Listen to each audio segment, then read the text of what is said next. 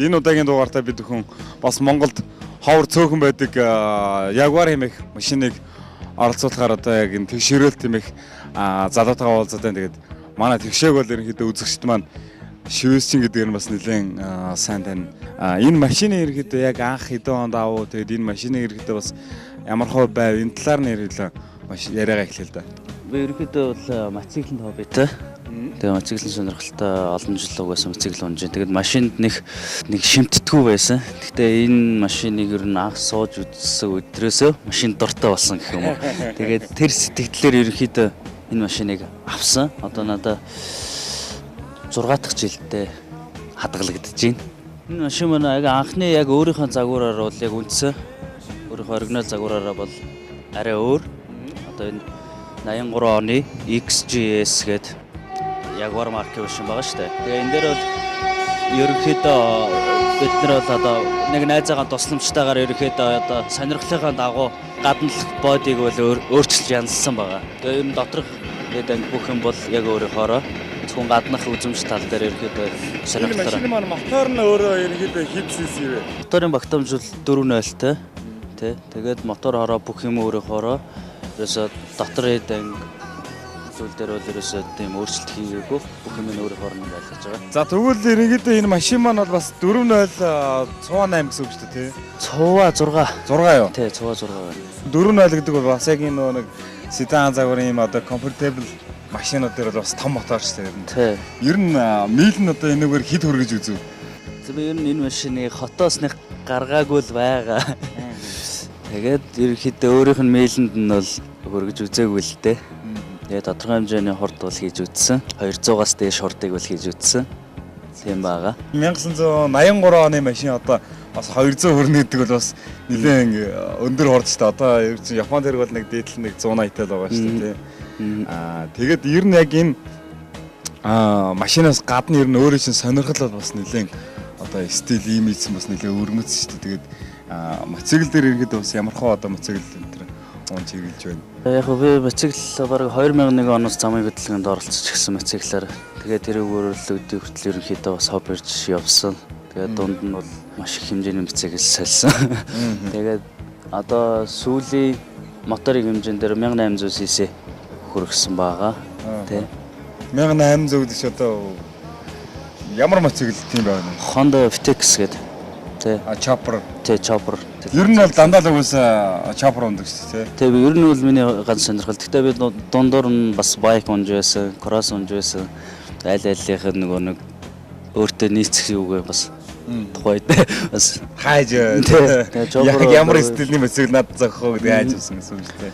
Одоо энэ мотоцикл маань ихэд ерөнхийдөө яг ямар загварын имиж нь ерөнхий нэршлэнсэн бас яг. Тэ энэ мотоцикл бол юу бас Honda-гийн мотоцикл Honda Steed гэдэг мотоцикл. Энэ гэхдээ манад янзлагдаад бас их удаж байгаа. Тий.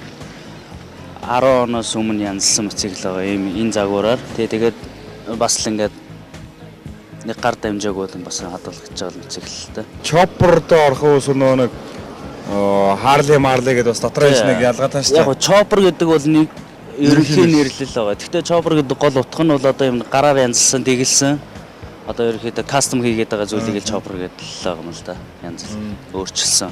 Өөрсдөө сонирхол тааруулаад, стилдээ тааруулаад ч юм уу тийм. Тэгээ ерөөхдөө одоо жоохон зөрчсөн л тал юм байдаг л да тий.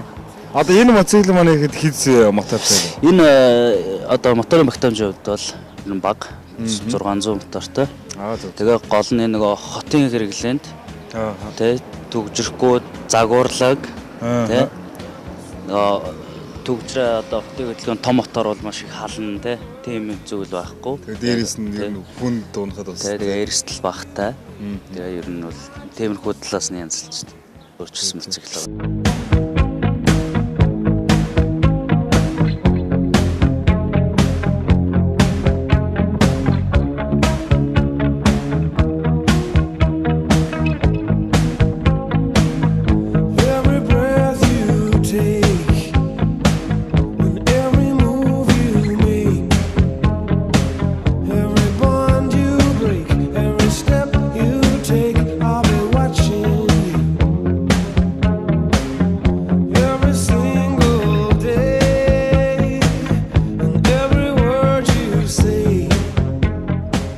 сонирхол аль ерөнхийдөө ингээд ер нь нэг тийм одоо жоохон готик талтай гэх юм уу тий. Гин стил нь одоо жишээл унж байгаа машин одоо нот моцикл тэгээд өөр юм стил энэ тэр чиглэл рүү бол яг үгүй байх л гэж бодож байна л да. Тэр готик чиглэл гэж бол ярьж болохгүй. Ер нь бол энэ миний өөрийн нэг дотор байдаг нэг юм мэдрэмжл тэрнийгаа л илэрхийлээд байдаг юм моциклаар одоо машин байсан. Тэрнээс яг би зүгээр ингээ юм сонирхоод явж болно л да. Гэхдээ надад нэг юм төрөөд идэг зүйлүүд л ерөөсөө энэ загвар тий ямар нэг юм дээр хөдөлгөөнтэй байх юмыг энгийнээр байлгах бас их нэг сонирхолгүй байгаа юмыг тодорхой хэмжээний зааж өөрчлөлт хийж сэтгэл хандаг ч юм уу тий тэр зүйлээс л ерөөхдөө иймэрхүү үүсэт байдаг ч юм уу тий би болоод яг ингээд хамт байгаад байгаа юм шиг санагддаг шүү. Тэгвэл ер нь үзэгчд маань бас тэгшээг маань шивээсин гэдгээр нь бас нэлээд сайн мэднэ тий.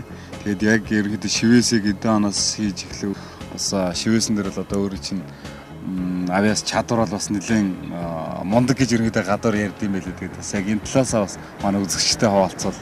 Яг шивээсний тал дээр ерөөхдөө бас 2000 оны ихээр л ерөөхдөө сонирхоод би өөрөө яг зураач мэрэгчлээ. Тэрэндээ өөрийнхөө стил хоббид ер нь татгцсан. Тэгээд яг шивээсийг ерөөхдөө хийж сураад ойлгоод одоо хүртэл тэгэл хийгээл ойлгох гол төгсгөлгүй зүйл юм шиг санагддаг шүү дээ. Тий. Ер нь шивээс хийх зүгээр нэг хүний биеийн дээр зурх одоо цаасан дээр зурх хоёр бол ер нь шалгаангүй л үү? Тий, тодорхой хэмжээний бол өөр байгаа. Яг хүмүүс зарим нэг хүмүүс бол яг мушгой зурдаг ч гэсэн тэгээд хараад шивээс хийж болох юм байна гэж боддог юм шиг. Яг хүний арьстай харьцаад ирэх юм бол шал өөр. Хүний арьсны хөдөлгөөн, анатомиг тэ арьсны одоо юу гэдгийг бүхэл шаардлагатай зүйлүүдийг мэдэж ойлгохын тулд бас тодорхой хэмжээний цаг хугацаа ордог. Тэрний дараа тодорхой хэмжээний чадвараа дээшлүүлэх ер нь явцад орж эхэлдэг. Тэрнээс бол зүгээр нэг хийгээд сурчдаг, сургалтаар сурчдаг зүйл бол биш. Тэгээ бас давхар заавж практик дээр хийж тэгээд онолтойгоо хамт байж ер нь бол чадвараа дээшлүүлэх зарчмын зүйл л дээ. Ер нь бол практикийг өөрийнхөө биеийн дээр сурцсан эсвэл бас тэгээд бас найз нөхд байлгүй л яах вэ? Яг өөрөө чинь биеийн дээр шивээс вэ? Тэр ер нь шивээснүүд байгаа. Гэхдээ би энийг болохоор өөр дөрөв хийсэн шивээснүүд бол маш ховор. Тодорхой хэмжээний нөгөө шивээс хийдэг хүмүүсээр хийлгсэн нэг шивээс нь нэг хүн хийсэн байх юм. Тэгээд янз өөрчилсөн шивээснүүд маш их бай. Гэхдээ минийх бол гой муугатай биш хамгийн гол нь айгүй их утга санаа агуулж би өөртөө энэ шингээдэг. Гэхдээ хоёр дахь зүйл маань болохоор энэ тодорхой хэмжээний хийж байгаа зүйлийнхаа бүх зүйлийг өөр дээр одоо өвдөлтөх юм уу те тэр зүйлийг өөр дээр мэдрэж үздэг. Яг бол одоо хаана яаж өвдгийг бол би мэднэ. Хийж байгаа хүмүүнээр одоо юм гэснээр зоохгүй байхын тулд шүү дээ. Тэ тодорхой хэмжээний тэнд өвдөхөд тийм байдаг зүүнний таталтай яхад ямар баах вэ нүг хизээ зогсох уу хизээ хийх үү гэдгээ тодорхой хэмжээний өөр дээрээ ингэж маш хийсэн учраас одоо тиймэрхүү зүйлүүдээ бас тэн дээрээс авалж аваад тэ. Ер нь шивээсэн дээр одоо хамгийн их өвддөг хэсэг одоо хүний биеийн дээр аль хэсэг дээр вэ? Дотор арьснууд л байна да. Нимгөө арьснууд байдаг. Одоо жишээл нэг гарны одоо сугны хэсэг. Тэ одоо хэвлээ, цайв хэсэг тэ. Одоо шилэн үзүү тиймэрхүү зүйлүүд маш их өвдөлттэй. Тэ. Одоо нэг хэсэг бол нэг шивээс хийхээр л эсвэл шивээс төвнийг бол ерөөсөө энэ төлөв бүтэхгүй хулгай тэр гэж ирэхэд ойлгодог байсан. Цаг үе маань бол одоо өнгөрчлөө шүү дээ. Тэр зүйл маань бол тэгээд ер нь сүүлийн үед залуучууд бас маш их шивээсийг хийлгэж сонирхож байна. Тэгээд ер нь одоо хийлгэж байгаа хүмүүс бас нэг тодорхой хэмжээний утга агуулгатай юм хийлгдэг байх л да. Энэ тал дээр бас яг ер нь өөр дөр чийдэг хүмүүс яаж хийх вэ? Тий, одоо бол миний ерөнхийдөө ажлын яг юу бол зарчим бол ерөнхийдөө би одоо ямар нэгэн каталог ч юм уу те дэвтэр хэрэгэлдэг. Тэгэхээр шивээ сонирхдаг залуучууд бол өөртөө утга санаатай олон жилийн дараа харамсмаар те одоо арилгах чи гэж бодхоор зүйлийг сонголт хийдэг болсон. Тийм учраас одоо каталог дэвтрээс хуулахтаа биш одоо нэг хүнд хийсэн юм дахиад нэг хүнд хийх биш. Зөвхөн одоо миний ажиллаж байгаа зарчим бол ер нь хүмүүстэй ярилцах, маш сайн ярилцах, өөрт нь зориулж зураг гаргах, өөрт нь зориулж одоо нэг тодорхой хэмжээний санааг нь сонсч иж тэгжиж бүтээлэг маягаар ч юм уу тэр хүнд нэг бол дараа нь хувирхааргүй оюун санаа нь хувирхааргүй ч юм уу дараа нь дарч ярилцах гэсэн бодлого байх зарчмаар ерөнхийдөө бол хийж байгаа тийм ээ. Одоо ер нь хичнээн жил шивээс юм. Ерөнхийдөө анх зүү хүн ярьсан дээр гатгаж үзснээс хойш одоо барыг тэгээд 16 жил болсон юм шиг. За ер нь л ажил мэргэжлээд ерөнхийдөө нэг бас нэлээд сонирхолтой өрмөц юм хийдэг залуу маань тэгээд хоёлаа буцаад ерөнхийдөө машиныхаа юу руу орё сэдв рүү. За тэгээд энэ машин дээрээс ерөнхийдөө одоо унах бас нэг стил имиж гэж бас нэг байгаа л да тий. Одоо жишээлбэл ер нь бол яг над чи зүгээр юм нэг энгийн одоо нэг ховсолтоор бас энэ нэг унаад явах бас нэг өөр одоо бас нэг шивээс энтертэй нэг өөр ши стилээр унаа явах бас нэг өөр мэдрэмжээс магадгүй бас ер нь бол яг бас тийм стил байдаг штэ тий. Гэхдээ яг энэ чинь заавч бол тийм хүн унах хэрэгтэй гэсэн юм бол байхгүй штэ. Тэгвэл яг тодорхой хэмжээний нэг юм зохимжуул гарч ирдэг юм шиг байл л дээ. Тэгэхээр нэг бол аль нэг данж таарна гэдэг юм шүү дээ. Таарл. Тэгэл яг би гэл өөр өнөд хэрэгтэй явж байхад хүмүүс гэр бүлийнхаа бишэнтэй явж байгаа юм уу? Ямар гэл нэг ч юм уу те нэг тиймэрхүү сэдвүүд байгаа. Тэгээд яг иймэрхүү юм зарчим үед их зохимжтой байдаг юм шиг санагддаг шүү дээ. Би ч л өөрөө хамгийн гол нь юу хүсэж байгаа те ямар загвар унах хэвээр ямар тэ байх хэрэгтэй гэдэг тодорхой хэмжээний өөрөө бас нэг бодлоо байгаа шүү дээ. Одоо юу гэдгийг би одоо энэ нэрийн биеийг одоо ямар нэг юмтай бас нэг хослуулж байхгүй бол энэ бас тодорхой хэмжээний одоо нийгэмд амьдарч байгаа хүмүүсээс бас нэг тодорхой хэмжээний үеч нэг за хязгаар гараад идгийн зарим зүйл дээр зарим одоо тэгтээ бас гайгүй болчиход. Тэгтээ ямар зарим нэг зүйл дээр хязгаар гардаг, мэдэгддэг тэр анзаардаг. Тэгтээ тэр бол надад нэг асуудал биш. Ягаад бол миний ерөөсөө одоо зарчмын одоо эхлэл энэ чинь дахиад өчнө олон жил байна. Энэ дээр ямар ч зарчимтай байх юм. Энэ зүйлийг бол бас маш гоёор л авч явахыг л хүсдэг зүйл л дээ. Тэгээд энэ машины маань ерөөдөө бусдаас одоо ялгарх давуу тал онцлог нь ерөөдөө юугаар ялгаатай вэ? Ялгаатай тал гэх юм бол ерөнхийдөө яг энэ үйлдвэрлэсэн он байгаа тий. Тэгээд тэр үеийн одоо яг одооны орчин үеийн машинуудын нөхцөлийг бараг хангаж чадсан одоо зарчмын одоо тий өөр электрон бүх юмнууд байдаг. Одоо нэг хэрэглэж байгаа машинууд хэрэглэгддэг бүх зүйл байдаг. Тэр нь хуучны машинууд дундаас онцлог нь тэр байгаа. Яг бүх зүйл нь автомат. Яг одоо хэрэглэгддэг бүх зүйл хэрэглэгдэн дотор нь салондоо бол. Тэ тэрүүгээр өөр онцлогтой. Одоо 83 оноос хойш байгаа гэхэд одоо өөрийнхөө дотор одоо мотор тий одоо гол зүрх нь мотор шүү дээ. Энд ямар нэг асуудал байхгүй. Тэ тэр зүйлүүд нь тэгэхээр ер нь бол бас нэг хуучны юм бол чанартай гэдэг бас нэг тийм цаана одоо жишээлбэл энэ машин маань өөрөө ганцхан Монгол ерөнхийдөө ганцхан ширхэг шүү дээ. Энэний ерөнхийдөө одоо бусад нэг жишээлбэл нэг энгийн хэрэглээний нэг сервис үйлчлэгийн юмнуудыг ерөнхийдөө яаж хийх вэ? Ер нь бол e-tank тал дээр нэг тийм үйлчлэгээ хийлгээд байдгүй. Тэгээд тодорхой хэмжээний шаардлагатай юм бол захиалгаар авчирна. Нэг үн аншны хувьд бол өндөр биш захиалаад хэрэглэгдэх зүйлүүдийг авахд бол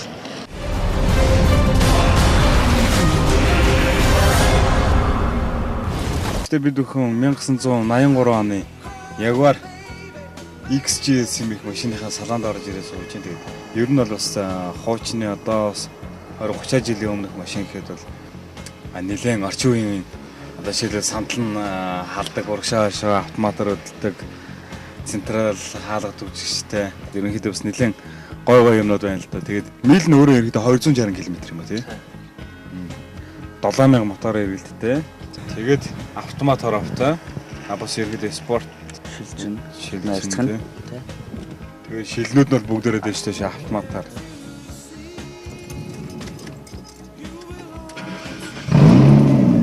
За ер нь бол дуу шоу бол бас л капитал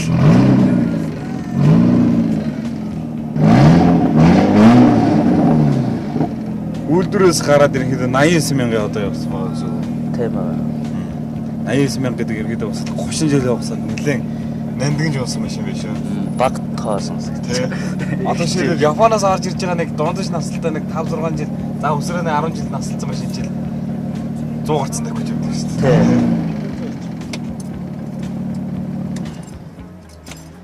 Ер нь энэний бензин зарцуулт нь одоо ер нь хэдэн бензин зарцуулт бол ер нь бол миний хувьд бол баг гэж боддог. Одоо 4000 мотор бол тэгээд ерөнхийдөө юм шийдлэхүү те хаадтай явдаг машин гэхэд бол би 18 л идэх шин. хүмүүс ирэхэд гадуур одоо сонирхоо зархав барихав гэх юм явуулах байх тохиолдол их байна уу? Тодорхой хэмжээний тийм байгаа. Тийм зүйл байна. Хүмүүсээ үнэлгээ сонсох. Тэгээд ер нь бол тийм зүйл маш их бий. Ер нь өөрт чинь одоо энэ үнийг бас нэг зарчээ гэсэн нэтэрэ тийм бодол байдгүй. Зарж болтгүй наймаа гэж байдгүй гэсэн. Дээр зарж болтгүй зүйл гэж байдгүй гэсэн. Тэгэж яг дотроо тэгэж боддгийг. Одоо энэ чинь 4 хүний суудалтай гэж явах юм уу? Эсвэл зүгээр 2 хүний суудалтай гэж явах юм уу? Яг үртгэлээр суудлага тоогоор л явах юм лээ. Яг 4 хүний суудалтай. Тэ бичгээр тийгээр. Тэгэхдээ ер нь бол хүн суухад маш хэцүү л дээ. Тэгээ арын энэ жижигэн зайд ирэхэд өстой хүүхд суухгүй юм бол том хүн сууна гэдэг бол ер нь бас хэцүү юм байна тий.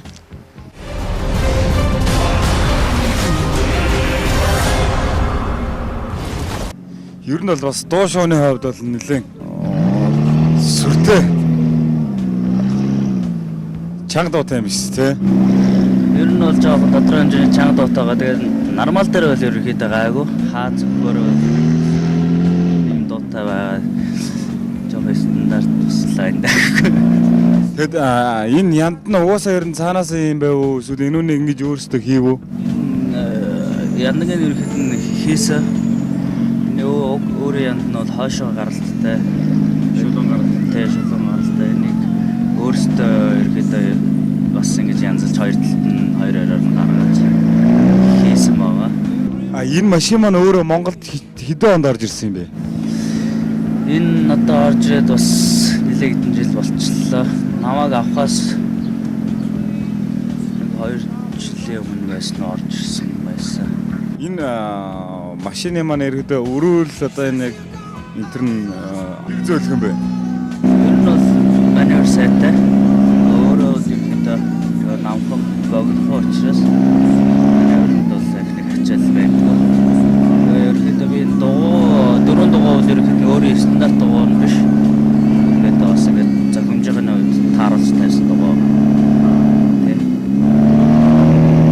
Энэ тайлмалнууд ерөөдөө бүгдийг нь өөрсдөө ингэ тааруулж хийсэн үү те? Энэ бол өөрсдөө одоо гаргасан. Одоо санаа загвар. Гэтэ энэ зүйлийг одоо хийхэд маань нэлээ тас бас манай нэг найз байдаг. Тэр хүний ерөнхийдөө бас гадна бүтээл гэх юм уу да. Тодорхой хэмжээний бас ийм мэдрэмжтэй хүмүүс одоо янзлж байгаа хүмүүсээ бас нэг бүтээллэг зүйлтэй.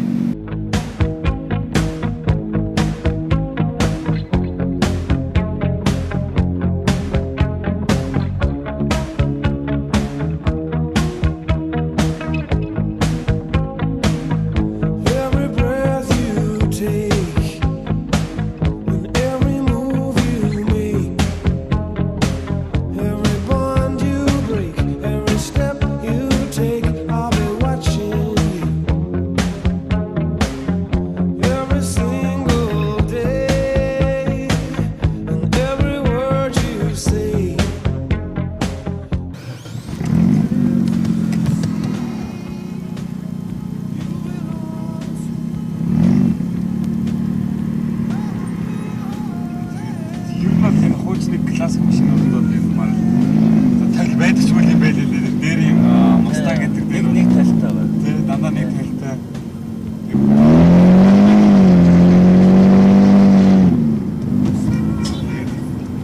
Дуу шоуны хувьд бол сүртэй.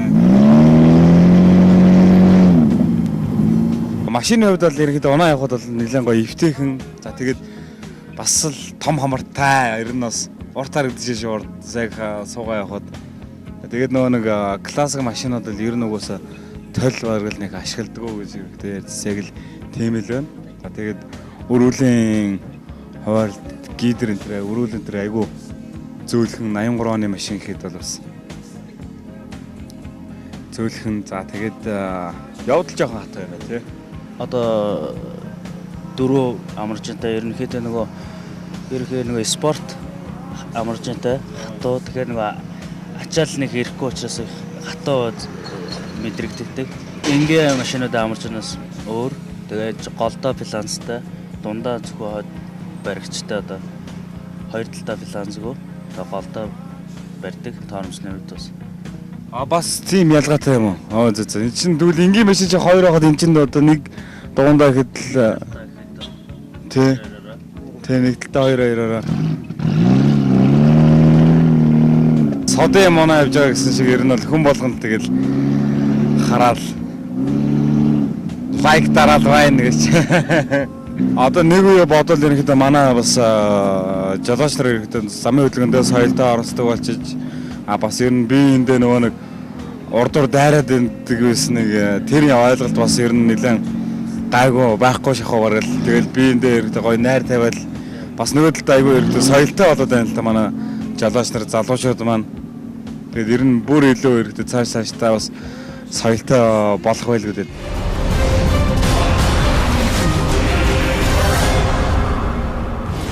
За үзэгчдээ хаа завтан төрөлөг маань өөр өндөрлж байна гэдэг энэ удаагийн дугаарт маань бас Монголд цөөхөн байдаг ганцхан ширхэг байдаг Jaguar XJS-ийг ундаг тэгшэрэлт маань оролцлоо. Тэгээд өнөөдрийн нэвтрүүлэгт маань оролцсноос баярлалаа.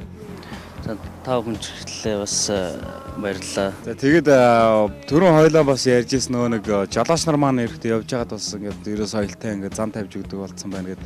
Яг энэ тал дээр бас манай одоо сүүлийн үед хэрэгтэй нэг ганц гарч байгаа хандлага бол гэдэг нь согтуугаар тээврийн хэрэгсэл барих гэдэг нэг асуудал иргэдэг бас нэлээд горс тавигдаж байгаа шүү дээ.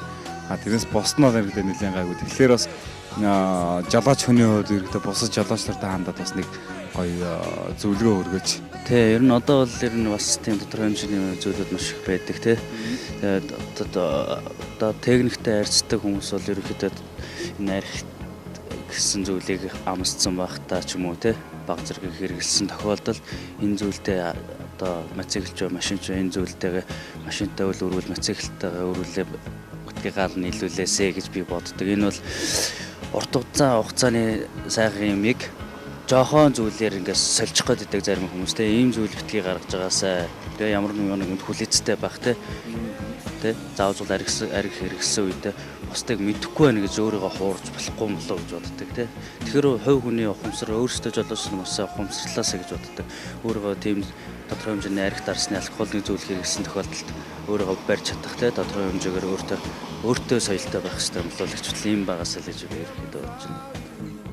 За тийм ээ үнэхээр бас тэгшээгийн маань хэлдэг бас үнэхээр зөв. Тэгээд зөвхөн өөрийгөө хуурж байгаа тэр асуудал. Тэгээд хаа завтар төрлөг маань өөр өндөрлөж байна. Замын хөдөлгөөнд жолооч нар маань соёлтой оролцож байгаарай.